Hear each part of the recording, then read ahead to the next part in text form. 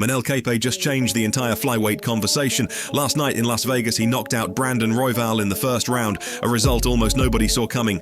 Royval was right in the title mix, and in a matter of minutes, that momentum disappeared. This wasn't a lucky shot or a slow grind. Kape walked in, shut everything down, and ended it fast. Now let's break down exactly what happened at UFC Vegas 112. The main event of UFC Fight Night, Royval versus Kape, delivered a real surprise. Brandon Royval entered the fight as one of the top contenders in the flyweight division, but Manel Kape wasted no time. He landed clean in the opening round and put Royval away, handing him just the second knockout loss of his career. Royval had been right there in the title picture, and while he later reassured fans that he's okay and thankful for the support, this loss definitely pushes him back in a division that doesn't wait for anyone. And it wasn't just the main event that stood out. The rest of the card delivered finishes, strong performances, and some breakout moments. Another reminder that even low-profile fight night cards can completely shift a division. With Vegas 112 wrapped up, the UFC is already moving forward. For UFC Vegas 113, the promotion has announced Kyoji Horiguchi versus Amir Albazi for the co-main event. Horiguchi returns on a strong run of form, while Albazi looks to re-establish himself after his last setback. This fight adds serious depth to the flyweight division heading into early next year, especially with the title picture still sorting itself out. In a surprising moment, Paddy Pimblett publicly showed support for Ilia Topuria amid Topuria's recent personal struggles. Considering the tension between them in the past, this caught a lot of fans off guard. Pimblett wished him well ahead of UFC 324, showing a rare moment of respect in a rivalry that hasn't always been friendly. With the lightweight division already in flux, moments like this only add more intrigue to what happens next. In off-the-cage news, former UFC welterweight Alex Garcia was arrested following a major drug bust. According to reports, authorities seized over 100 kilograms of cocaine, along with other substances and a large amount of cash. Garcia competed in the UFC from 2013 to 2018 and was once seen as a serious prospect. This is a developing situation, but it's one of the most serious non-fight stories to hit MMA in recent weeks. One of the standout moments from UFC Vegas 112 came from Melquizael Costa, who delivered a brutal head kick knockout. It was clean, fast, and instantly became one of the most replayed clips from the card. Costa is now undefeated this year and quietly building momentum in the featherweight division.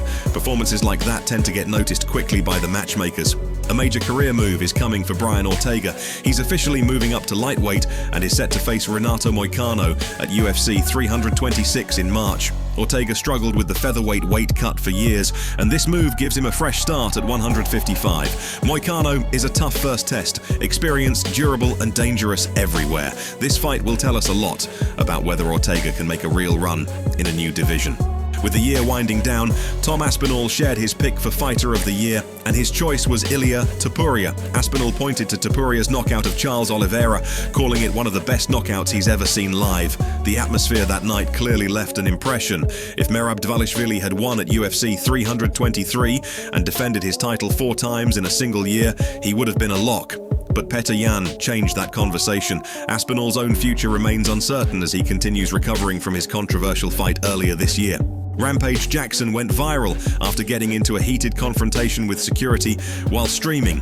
The situation escalated when a guard tried to stop a young fan from taking a picture with him. Rampage snapped, yelling at the guard and telling him not to block a kid from getting a photo. Fans are split on this one. Some say Rampage went too far, others say security crossed the line. Let me know where you stand on it. Alex Pereira says he's ready for heavyweight and doesn't care who stands across from him. After moving up from middleweight to light heavyweight, Pereira has been posting clips showing his size climbing past 225 pounds.